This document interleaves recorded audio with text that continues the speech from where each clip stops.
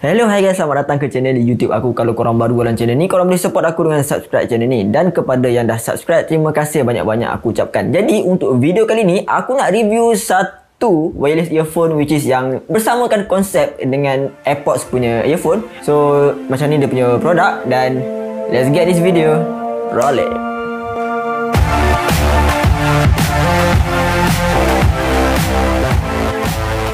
Okay, first kita tengok dia punya kotak luaran dulu lah, sebab banyak yang produk yang jenis macam ni. So nak bagi korang tahu ini adalah produk dia, macam ni lah dia punya kotak luaran dia. Dia ada tulis Imports 12. Lepas tu dia ada blue, yellow, pink, green which is color-color yang ada. Dan yang ada dengan aku sekarang adalah warna putih. Dan dia ada tulis kat sini True Wireless Stereo V.5 which is Bluetooth 5.0 lah. Dan dekat tepi dia tulis Imports 12. Dan ya, True Wireless Stereo V.5.0. Dia ada white, grey, blue, black. Ni ada kuning, sini ada white, grey, blue, black. Tak apalah, biarlah.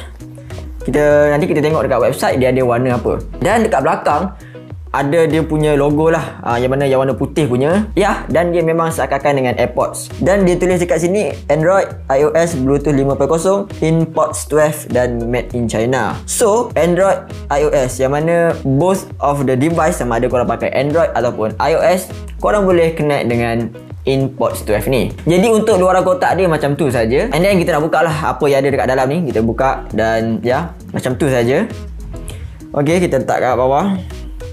Dan ini adalah dia punya produk lah. Dia berada dalam like ke plastik macam tu. And then kita buka. Tak ada apa-apa. Dan ini adalah dia punya charging cable, yang mana charging cable dia adalah daripada USB-A kepada Lightning. Dan ini adalah dia punya manual. Kita letak kat bawah dulu. Ini adalah dia punya manual, yang mana dekat sini dia ada tulis lah dia punya spek dan juga cara-cara penggunaan dia. And then kita nak pergi kepada dia punya review. Jadi bak kata Izami Gadget, let's jom. Okay, yang pertama sekali aku nak sembang tentang dia punya finishing dekat dia punya casing. Dia memang lain lah dengan AirPods yang original, yang mana AirPods yang original dia macam ada glossy. Kalau yang ni dia macam matte finish, yang mana dia macam ada rubberish sikit. So memang aku sangat suka. Tapi bila rubber ni aku agak macam, kalau kena kat tangan yang macam kotor-kotor kan, korang baru buat something else, and then bila korang pegang kat sini, dia macam aku dapat rasakan lagi cepat lah dia nak melekat dia punya stain-stain ataupun kekotoran tu. So sebab tu aku keep aku punya ni dalam dia punya plastik ni, and then kalau aku nak guna baru aku keluarkan dan aku keluarkan dia punya earphone ni. And then yes, kalau korang tengok dia punya design pun seakan-akan dengan AirPods punya. Dan yes, belakang ni dia ada butang, yang mana butang ni dia menunjukkan yang mana kalau korang nak charge dia punya earphone dekat dalam ni, korang tekan saja. So kat sini dia akan charge lah. Dan warna merah ni dia menunjukkan bahawa casing ni dia tengah charge earphone ni. Dan juga kalau warna biru dekat sini dia menandakan bahawa untuk casing ni dia masih lagi ada bateri untuk charge earphone ni. Dan lepas tu untuk dia punya buka tutup, dia punya penutup AirPods ni, dia memang macam ya, boleh lah, rasa macam murah. Dan memang harga dia murah pun, dia tak satisfy sangat, but boleh lah kan. And then kita tengok dia punya earbuds tu sendiri. Kita buka earbuds ni. Inilah dia punya earbuds lah. Dan dia ada macam ada blinking-blinking antara warna biru dan juga merah untuk dia nak pairing. Yang mana earphone dia pun sama, dia punya finishing, yang mana dia ada macam rubber-rubber sikit, lain macam AirPods yang betul. Mana AirPods betul dia tak ada rubberish macam ni. Dia ada like ke glossy macam dia punya casing. Macam aku cakap tadi, dia rubber, tapi kalau kena dekat korang punya telinga kan biasa ada macam minyak-minyak, ada macam kuning-kuning sikit kan kalau ada tarik telinga yang macam banyak sangat kan. So aku risau dia melekat dekat telinga, tapi selama aku pakai ni aku macam kerap lah untuk lap. Selepas aku guna aku akan lap kat sini, and then aku akan letak balik. So bagi aku tak ada hal. Dan ya, kalau dekat sini, kalau korang tengok kan, ini sebelum aku beli dia tak ada stain ni, tapi lepas aku beli dia ada melekat dia punya stain dekat sini. So sebab tu lah aku cakap yang rubberish ni dia ada stain yang boleh melekat dekat sini. Dan dari segi dia punya comfortable untuk nak pakai earphone ni ataupun Imports 12 ni, dia macam ni, dia bukannya in-ear, dia hanyalah on-ear. Yang mana kalau korang suka jenis on-ear macam ni, aku pun kadang-kadang aku suka ataupun aku lebih prefer jenis on-ear macam ni instead of in-ear. Dan yes, dia memang comfortable. Tapi untuk telinga aku rasa macam dia senang nak jatuh, tapi dia tak jatuh pun. Dia macam seakan-akan macam dia kat hujung je, tapi dia tak jatuh. Tapi kalau korang jogging, korang pergi buat aktiviti lasak, memang impossible lah untuk dia masih lagi melekat dekat sini kan. So kalau kegunaan biasa memang tak ada masalah. Contohnya kalau korang tengok sekarang, tak ada apa-apa pun jadi dengan dia punya earphone ni. Tapi sometimes dia bukan macam tu. Dia tengok keadaan lah. Sama ada korang kadang-kadang korang duduk macam ni kan, korang sengit macam ni. So dengan banyaknya pergerakan tu, dia akan menyebabkan kadang-kadang dia terasa loose lah dekat korang punya telinga earphone ni. Ok, dah habis tentang dia punya design, dia punya quality, dia punya comfortable. Dan aku nak sembang tentang dia punya jangka masa untuk earphone ni. Ok, kita nak tengok pasal bateri ataupun jangka masa hayat untuk earphone ni dan juga dia punya casing. Kalau untuk casing macam kita baca tadi, dia cakap 1 jam untuk charging. Yes, betul. Aku charge lebih kurang 1 jam lebih sikit dan dia full charge. Memang bagi aku ok lah 1 jam kan. Kalau korang punya earphone ni dah habis dia punya power, so korang boleh charge balik dekat casing ni 3 kali. So dia dah habis, selepas 3 kali dia akan habis lah dia punya capacity bateri yang ada dalam casing ni.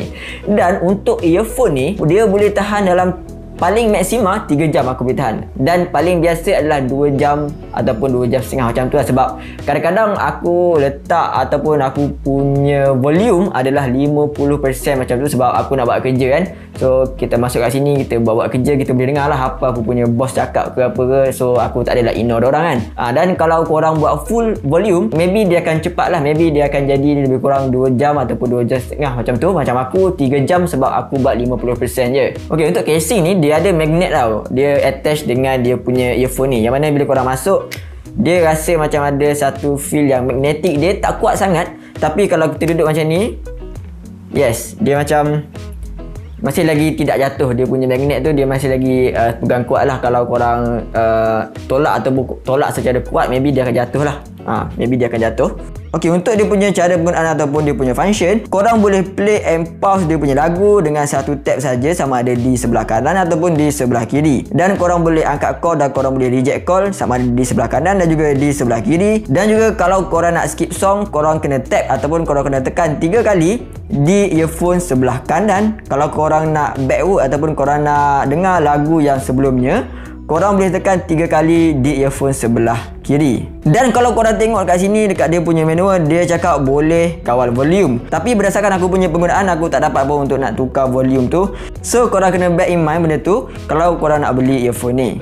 Ok, yang last sekali adalah aku nak sembang tentang dia punya sound quality lah. Dan korang kena bear in mind yang mana produk ini sangat-sangat murah, yang mana harga dia lebih kurang RM20 saja. Dan korang tak boleh nak expect lebih lah daripada sound quality yang dihasilkan oleh InPods ni. Untuk aku punya penggunaan, untuk aku punya experience, dia punya sound quality bagi aku, kalau diberikan markah antara 1 hingga 5, aku akan bagi dia 1.5 lah untuk dia punya audio quality.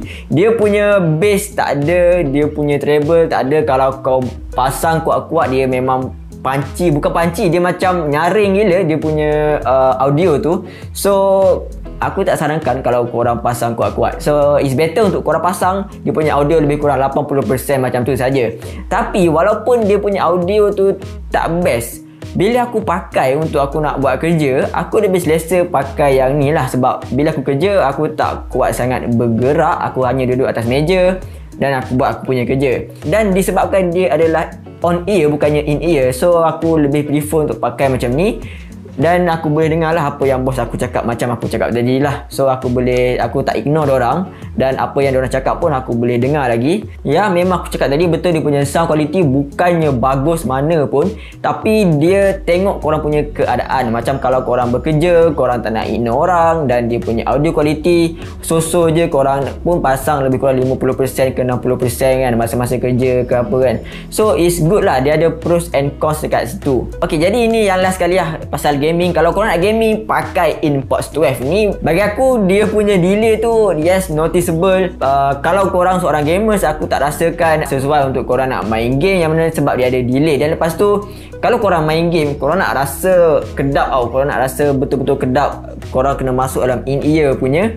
So untuk yang on-ear macam ni, aku rasa tak sesuai lah untuk korang nak bermain game menggunakan on-ear. Dia ada macam gangguan lah untuk korang nak main game kan. Sebab kalau korang duduk kedai makan kan, korang nak main game, ada orang tengah ambil order lah, ada orang tengah order lah, ada bunyi-bunyi jatuh gelas, jatuh pinggan ke apa benda kan. Jadi it's better untuk korang pilih yang in-ear punya earphone lah, instead of on-ear punya wireless earphone ni. Dan macam mana dia punya delay, ini dia punya video.